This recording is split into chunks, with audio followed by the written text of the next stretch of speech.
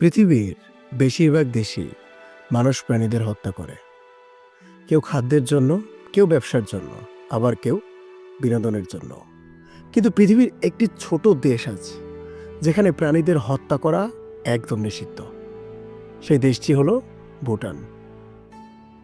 ভুটান হিমালয়ের কোলে অবস্থিত এক শান্ত সুন্দর দেশ, যেখানে প্রকৃতির সৌন্দর্য আর মানুষের মানসিক শান্তি একে অপরের সঙ্গে মিশে গেছে। ভুটানের মানুষ বিশ্বাস করে প্রতিটি প্রাণ, তা মানুষ হোক বা পশু, জীবনের অধিকার রাখে।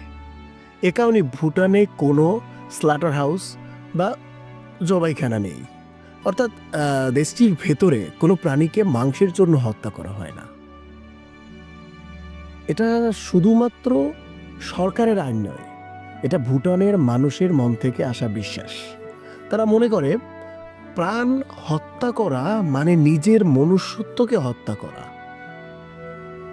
আর তারা এটাও মনে করে যাকে আমরা জীবন দিতে পারবো না, তার জীবন নেয়ার অধিকারও আমাদের নেই। তো ভুটান একটি বৌদ্ধ দেশ। বৌদ্ধ ধর্মের অন্যতম প্রধান শিক্ষা হলো অহিংসা, অর্থাৎ কারো প্রতি হিংসা নয়, কারো প্রাণ নেওয়া নয়। কারণ বৌদ্ধ ধর্ম মতে প্রতিটি প্রাণে রয়েছে একই জীবনী শক্তি, যা এক জীবন থেকে আরেক জীবনে পুনর্জন্ম লাভ করে। তাই মৃত্যু এখানে কোনো শেষ নয়, বরং এক নতুন শুরুর পথ। যদিও হিন্দু ধর্ম একই কথা বলে, যাই হোক। তবে ভুটানের সবাই যে নিরামিষভোজী তা নয়, অনেকেই মাংস খান, কিন্তু তারা মাংস দেশের বাইরে থেকে আমদানি করেন, মূলত ভারত থেকে। এভাবে তারা নিজের ধর্মীয় নীতি ও বাস্তব প্রয়োজনের মধ্যে ভারসাম্য বজায় রাখে।